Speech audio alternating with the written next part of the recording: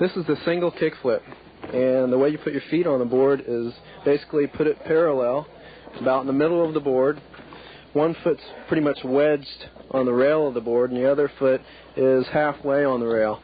And what you're going to do is crouch down, apply pressure on your wedged foot on the rail, and jump to either the left or right. And when you lunge into the air, flip the board with your foot, and the board should flip 360 and you land back on it. Okay, the double kickflip is a lot like the single kickflip. You put both feet on top of the board almost in a parallel stance and wedge one foot on the side of the board and crouch down, and then put a lot of pressure on when you have your foot wedged. And then when you come back up after the crouch, flip the board with the wedged foot. And on a double, you have to put more pressure on it than a single. The 180 kickflip is a lot like a normal single kickflip. Your feet are basically in the same position, parallel stance.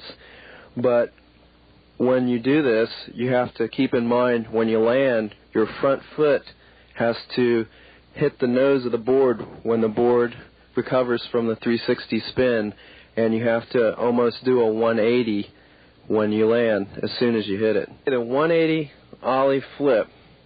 Okay, this trick is more of an advanced maneuver.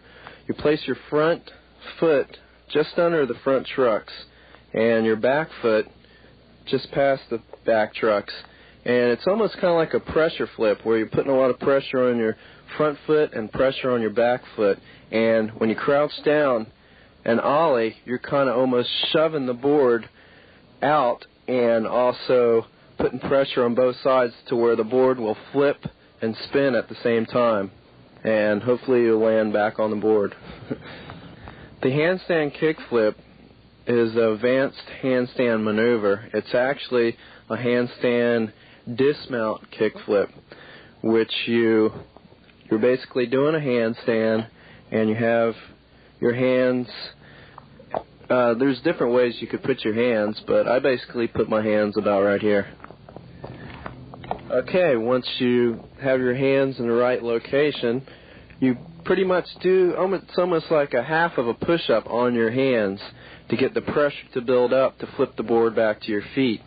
And I would probably advise the beginner to try to do it in the grass at first so you don't hurt yourself, or carpeting perhaps. And a handstand wheelie is basically a wheelie, but you're doing a handstand. And a good tip on this maneuver is to place your hands right here,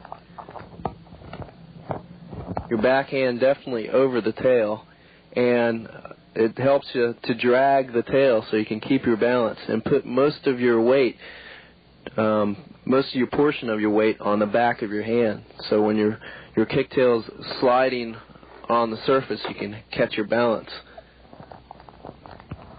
And a handstand wheelie kickflip dismount is basically putting the last two tricks I've just told you together, which is placing your hands right here, go into a wheelie, putting most of your weight on the tail of your board, and then come back down in the same position as your hands and flip the board a 360 revolution back to your feet.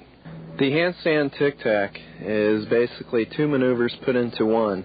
It's doing a regular handstand and tic-tacking at the same time, which is where you put your hands are basically your front hand right underneath the front truck and your back hand right at the back tail of the skateboard.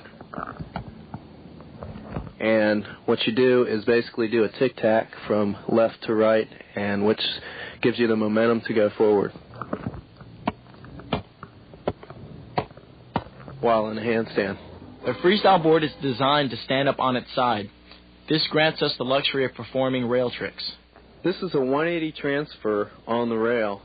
Basically put both your feet on top of the wheels directly over the trucks and put a lot of pressure on your toes of your feet. Kind of like curl them down to keep the pressure there. And basically just squat down and stand up and throw the back of your feet and the back of you and land onto the other rail. What we're doing now is the rail 360, which is basically there's two different ways to do it. The first way is to get up onto your rail, put both feet on top of the trucks over top of the wheels, and spin a 360 on the rail. But it's always, like I said, any kind of spin, it's always good to wind up your upper portion of your body to get the momentum going so you'll complete the revolution of the 360.